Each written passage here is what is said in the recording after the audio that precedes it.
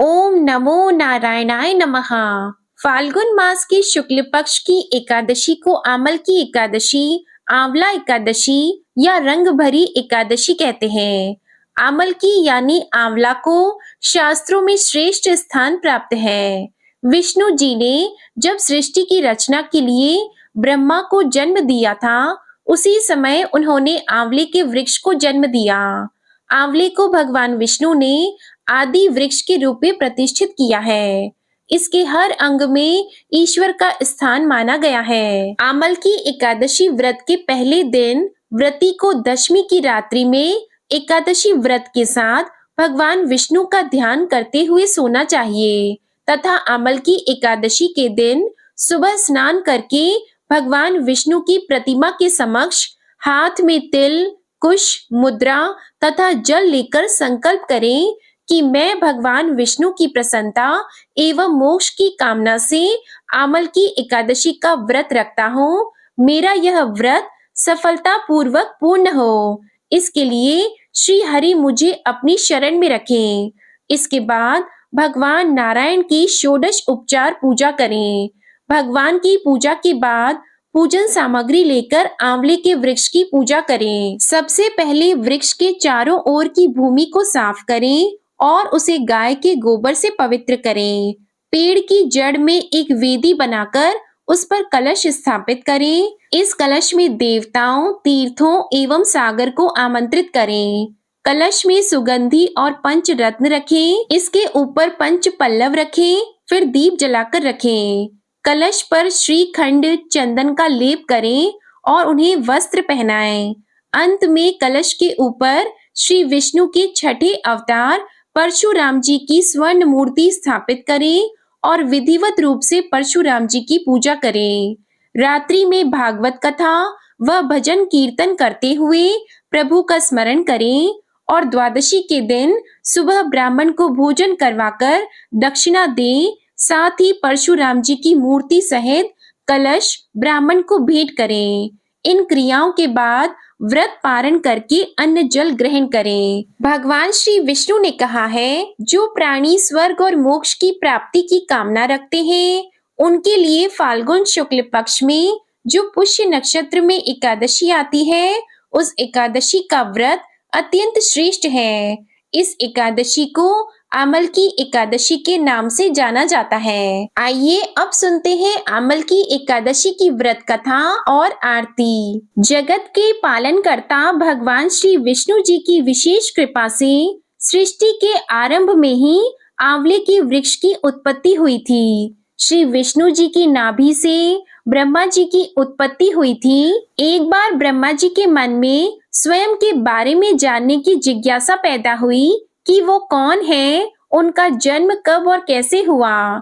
इन्हीं सारे प्रश्नों का उत्तर प्राप्त करने के लिए और अपनी जिज्ञासा को शांत करने के लिए श्री ब्रह्मा जी ने पर ब्रह्मा की कठोर तपस्या प्रारंभ की। तब ब्रह्मा जी की तपस्या से प्रसन्न होकर पर ब्रह्मा श्री विष्णु जी प्रकट हुए। अपने सामने साक्षात श्री विष्णु जी को देखकर ब्रह्मा जी की आंखों से खुशी के आंसू बह निकले। ब्रह्मा जी की भक्ति भावना से भगवान श्री विष्णु बहुत प्रभावित हुए और तब ब्रह्मा जी के आंसुओं से आंवले का वृक्ष उत्पन्न हुआ। तब श्री विष्णु जी ने ब्रह्मा जी से कहा कि आपके आंसुओं से उत्पन्न आंवले का वृक्ष और आंवला मुझे अत्यंत प्रिय रहेगा और आमल की एकादशी के दिन आंवले के वृक्ष की जो भी व्यक्ति पूजा करेगा, उसके सारे पाप नष्ट हो जाएंगे और उसे अंत में बैकुंठ धाम की प्राप्ति होगी। आमल की एकादशी की दूसरी पौराणिक कथा के अनुसार 88,000 ऋषियों को संबोधित करते हुए श्री सूत जी महाराज ने कहा, हे विप्रों, प्राचीन काल की बात है, महान राजा मानधाता ने वशिष्ठ जी से पूछा, हे वशिष्ठ जी, यदि आप मुझ पर प्रसन्न हैं, तो ऐसे व्रत का विधान बताने की कृपा करें जिससे मेरा कल्याण हो। तब महर्षि वशिष्ठ जी ने कहा, हे राजन, सब व्रतों से उत्तम और अंत में मोक्ष देने वाली आमल की एकादशी का व्रत है। तब राजा मानधाता ने कहा, हे ऋषि श्रेष्ठ, इस आमल की एकादशी के व्रत की उत्पत्ति कैसे हुई? इस व्रत के करने का क्या विधान है? हे वेदों के ज्ञाता, कृपा कर यह सब वृतांत मुझे विस्तार पूर्वक बताएं। तब महर्षि वशिष्ठ ने कहा, हे राजन, मैं तुम्हारे समक्ष विस्तार से इस व्रत का वृतांत कहता हूँ। यह व्रत फाल्गुन मास के शुक्ल पक्ष में होता है। इस व्रत के फल के प्रभाव से सभी पाप समूल नष्ट हो जाते हैं। इस व्रत का पुण्य 1 सहस्त्र गौदान के फल के समान होता है। आंवले की महत्वता उसके गुणों के अतिरिक्त इस बात में भी है कि इसकी उत्पत्ति भगवान विष्णु के श्री मुख से हुई है। अब मैं आपको एक पौराणिक कथा सुनाता हूँ, इसे आप ध्यान पूर्वक सुनिएगा। प्राचीन समय में वैदिक नाम का एक नगर था। उस नगर में ब्राह्मण, वैश्य, क्षत्रिय, शूद्र चारों वर्ण के मनुष्य प्रसन्नता पूर्वक निवास करते थे। नगर में सदैव वेद ध्वनि गूंजा करती थी। उस नगरी में कोई भी पापी, दुराचारी और नास्तिक नहीं था। उस नगर में चित्ररथ नामक चंद्रवंशी राजा राज्य करता था। वह उच्च कोटि का विद्वान और धार्मिक प्रवृत्ति का व्यक्ति था। उसके राज्य में कोई भी निर्धन एवं लोभी नहीं था। उस राज्य के सभी लोग भगवान विष्णु के अनन्य भक्त थे। वहां के छोटे बड़े सभी निवासी प्रत्येक एकादशी का उपवास करते थे। एक बार फाल्गुन मास के शुक्ल पक्ष की आमलकी नामक एकादशी आई। उस दिन राजा और प्रत्येक प्रजाजन, वृद्ध से बालक तक ने आनंद पूर्वक उस एकादशी का उपवास किया। राजा अपनी प्रजा के साथ मंदिर में आकर कलश स्थापित करके धूप, दीप, नैवेद्य, पंचरत्न, छत्र आदि से धात्री का पूजन करने लगे। वे सभी धात्री की इस प्रकार स्तुति करने लगे, हे धात्री, आप ब्रह्म स्वरूप हैं। आप ब्रह्मा जी द्वारा उत्पन्न हो तथा सभी पापों को नष्ट करने वाली हैं। आपको नमस्कार है। आप मेरा अर्घ स्वीकार करो। आप श्री रामचंद्र जी के द्वारा सम्मानित हैं। मैं आपसे प्रार्थना करता हूँ, मेरे सभी पापों का हरण करो। उस मंदिर में रात को सभी ने जागरण किया। रात के समय उस स्थान पर एक बहेलिया आया। वह महापापी तथा दुराचारी था। अपने कुटुंब का पालन वह जीव हिंसा करके करता था। वह भूख प्यास से अत्यंत व्याकुल था। कुछ भोजन पाने की इच्छा से वह मंदिर के एक कोने में बैठ गया। उस स्थान पर बैठकर वह भगवान विष्णु की कथा तथा एकादशी महात्म्य सुनने लगा। इस प्रकार उस बहेलिये ने संपूर्ण रात्रि अन्य लोगों के साथ जागरण करके व्यतीत की। प्रातःकाल सभी लोग अपने अपने निवास पर चले गए। इसी प्रकार वह बहेलिया भी अपने घर चला गया और वहां जाकर भोजन किया। कुछ समय के बाद उस बहेलिये की मृत्यु हो गई। जीव हिंसा करने के कारण वह घोर नरक का भागी हो गया। परंतु उस दिन आमल की एकादशी का व्रत और जागरण के प्रभाव से उसने राजा विदुरथ के यहाँ जन्म लिया। उसका नाम वसुरथ रखा गया। बड़ा होने पर वह चतुरंगिणी सेना सहित तथा धन धान्य से युक्त होकर 10 सहस्त्र गांव का संचालन करने लगा। वह तेज में सूर्य के समान, कांति में चंद्रमा के समान, वीरता में भगवान विष्णु के समान तथा क्षमा में पृथ्वी के समान था। वह अत्यंत धार्मिक, सत्यवादी, कर्मवीर और विष्णु भक्त था। वह प्रजा का समान भाव से पालन करता था। दान देना उसका नित्य कर्म था। एक समय राजा वसुरथ शिकार खेलने के लिए गया। देव योग से वन में वह रास्ता भटक गया और दिशा का ज्ञान न होने के कारण उसी वन में एक वृक्ष के नीचे सो गया। कुछ समय बाद पहाड़ी डाकू वहां आए और राजा को अकेला देखकर मारो मारो चिल्लाते हुए राजा वसुरथ की ओर दौड़े। वह डाकू कहने लगे, इस दुष्ट राजा ने हमारे माता पिता, पुत्र पौत्र आदि समस्त संबंधियों को मारा है तथा देश से निकाल दिया। अब हमें इसे मारकर अपने अपमान का बदला लेना चाहिए। इतना कहकर वे डाकू राजा को मारने लगे और उस पर अस्त्र शस्त्र का प्रहार करने लगे। डाकुओं के वह अस्त्र शस्त्र राजा के शरीर से स्पर्श होते ही नष्ट होने लगे तथा राजा को वह शस्त्र पुष्पों के समान प्रतीत होने लगे। कुछ समय बाद प्रभु इच्छा से उन डाकुओं के अस्त्र शस्त्र उन्हीं पर प्रहार करने लगे, जिससे वे सभी डाकू मूर्छित हो गए। उसी समय राजा के शरीर से एक दिव्य देवी प्रकट हुई। वह देवी अत्यंत सुंदर थी तथा सुंदर वस्त्रों तथा आभूषणों से अलंकृत थी। उसकी भ्रिकुटी टेढ़ी थी। उसके नेत्रों से क्रोध की भीषण लपटें निकल रही थीं। उस समय वे लपटें काल के समान प्रतीत हो रही थीं। उसने देखते ही देखते उन सभी डाकुओं का समूल नाश कर दिया। नींद से उठने पर राजा ने वहां अनेक डाकुओं को मृत पड़ा देखा। वह सोचने लगा कि इन्हें किसने मारा है? इस वन में कौन मेरा हितैषी रहता है? राजा वसुरथ ऐसा विचार कर ही रहा था कि उसी समय आकाशवाणी हुई, हे राजन, इस संसार में भगवान विष्णु के अलावा तेरी रक्षा कौन कर सकता है? इस आकाशवाणी को सुनकर राजा ने भगवान विष्णु को स्मरण करके उन्हें प्रणाम किया। इसके बाद अपने नगर को वापस आ गया और सुखपूर्वक राज्य करने लगा। महर्षि वशिष्ठ जी ने कहा, हे राजन, यह सब आमल की एकादशी के व्रत का प्रभाव था।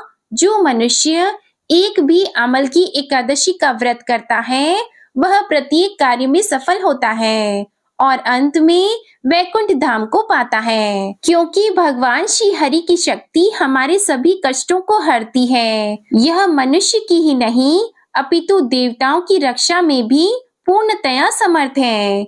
इसी शक्ति के बल से भगवान विष्णु ने मधु कैटभ नाम के राक्षसों का संहार किया था। इसी शक्ति से उत्पन्ना एकादशी के रूप में मुर नामक असुर का वध करके देवताओं के कष्ट को हरकर उन्हें भी सुखी किया था। प्रेम से बोलिए भगवान श्री लक्ष्मी नारायण जी की जय। बोलिए तुलसी महारानी और शालिग्राम भगवान की जय। इस कथा के साथ तुलसी माता की कथा को सुनने से अनंत फलों की प्राप्ति होती है। एक बुढ़िया माई तुलसी जी को सींचती थी और कहती थी, हे तुलसी माता, सत की दाता, मैं तेरा बिड़ला सींचती हूँ। मुझे बहू दे, पीतांबर की धोती दे, मीठा मीठा घास दे, वैकुंठा में वास दे, चटक की चाल दे, पटक की मोत दे, चंदन का काट दे, रानी सा राज दे, दाल भात का भोजन दे, ग्यारस की मौत दे, कृष्ण जी का कंधा दे। तब तुलसी माता यह सुनकर सूखने लगी तो भगवान ने पूछा, हे तुलसी, तुम क्यों सूख रही हो? तो तुलसी माता ने कहा कि एक बुढ़िया रोज आती है और यही बात कह जाती है, मैं सब बात तो पूरा कर दूंगी, लेकिन भगवान कृष्ण का कंधा कहाँ से लाऊंगी? तो भगवान बोले, जब वो मरेगी तो मैं अपने आप कंधा दे आऊंगा, तू बुढ़िया माई से कह देना। जब बुढ़िया माई मर गई, सब लोग आ गए। जब माई को ले जाने लगे तो वह किसी से नहीं उठी। तो भगवान श्री कृष्ण एक बार 12 बरस के बालक का रूप धारण करके आए और बालक ने कहा, मैं कान में एक बात कहूंगा तो बुढ़िया माई उठ जाएगी। बालक ने बुढ़िया माई के कान में कहा, बुढ़िया माई, मन की निकाल ले, पीतांबर की धोती ले, मीठा मीठा घास ले, वैकुंठा में वास ले, चटक की चाल ले, पटक की मौत ले, कृष्ण जी का कंधा ले। यह सुनकर बुढ़िया माई हल्की हो गई तो भगवान श्री कृष्ण ने उन्हें कंधा दिया और बुढ़िया माई को मुक्ति मिल गई। हे तुलसी माता, जैसे बुढ़िया माई को मुक्ति दी वैसी ही सबको देना। प्रेम से बोलिए श्री तुलसी महारानी की जय, भगवान श्री कृष्ण की जय। अब सुनिए विष्णु भगवान की आरती। जय जगदीश हरे, स्वामी जय जगदीश हरे, भक्त जनों के संकट क्षण में दूर करे, ओम जय जगदीश हरे। जो ध्यावे फल पावे, दुख बिन से मन का। सुख संपत्ति घर आवे, कष्ट मिटे तन का। ओम जय जगदीश हरे। मात पिता तुम मेरी, शरण गहूँ किसकी। तुम बिन और न दूजा, आस करूं जिसकी। ओम जय जगदीश हरे। तुम पूर्ण परमात्मा, तुम अंतर्यामी। पार ब्रह्म परमेश्वर, तुम सबके स्वामी। ओम जय जगदीश हरे। तुम करुणा के सागर, तुम पालन करता। मैं मूरख खल कामी, कृपा करो भरता। ओम जय जगदीश हरे। तुम हो एक अगोचर, सबके प्राणपति। किस विधि मिलूं दयामय, तुमको मैं कुमति। ओम जय जगदीश हरे। दीन बंधु दुख हरता, तुम ठाकुर मेरे। अपने हाथ उठाओ, द्वार पड़ा तेरे। ओम जय जगदीश हरे। विषय विकार मिटाओ, पाप हरो देवा। श्रद्धा भक्ति बढ़ाओ, संतन की सेवा। ओम जय जगदीश हरे। तन मन धन और संपत्ति, सब कुछ है तेरा। तेरा तुझको अर्पण, क्या लागे मेरा। ओम जय जगदीश हरे। श्री जगदीश स्वामी जी की आरती, जो कोई नर गावे। कहत शिवानंद स्वामी, कहत शिवानंद स्वामी। मन वांछित फल पावे। ओम जय जगदीश हरे। जय जगदीश हरे। स्वामी जय जगदीश हरे। भक्त जनों के संकट, क्षण में दूर करे। ओम जय जगदीश हरे। ओम जय जगदीश हरे। ओम जय जगदीश हरे। प्रेम से बोलिए भगवान विष्णु जी और माता लक्ष्मी जी की जय। आज की कथा पसंद आए, ये आरती पसंद आए तो वीडियो को लाइक कीजिएगा, शेयर कीजिएगा, कमेंट में भगवान श्री लक्ष्मी नारायण जी की जय लिखिएगा और चैनल को भी सब्सक्राइब कीजिएगा। प्रेम से बोलिए जय जय श्री राधे कृष्णा।